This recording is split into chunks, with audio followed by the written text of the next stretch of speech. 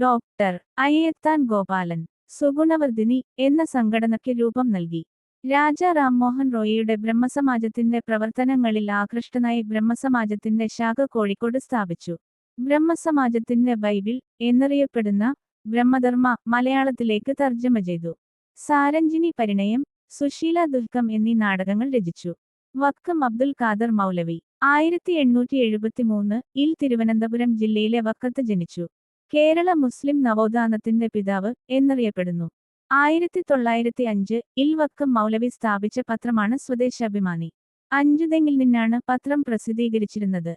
1910 തിരുവിതാംകൂർ സർക്കാർ പത്രം കണ്ടുകെട്ടുകയും പത്രാധിപരായിരുന്ന രാമകൃഷ്ണപിള്ളയെ നാടുകടത്തുകയും ചെയ്തു. മുസ്ലിം, ദീപിക എന്നിങ്ങനെ 2 ആനുകാലിക പത്രങ്ങൾ പ്രസിദ്ധപ്പെടുത്തി. അൽ ഇസ്ലാം എന്ന അറബി മലയാളം മാസികയുടെ പ്രസിദ്ധീകരണം വഴി അറബി മലയാളം പ്രചരിപ്പിച്ചു. തിരുവിതാംകൂർ മുസ്ലിം മഹാസഭ, ചിറയൻകീഴ് താലൂക്ക് മുസ്ലിം സമാജം, മുസ്ലിം ഐക്യസംഘം എന്നീ സംഘടനകൾ സ്ഥാപിക്കുന്നതിന് നേതൃത്വം നൽകി.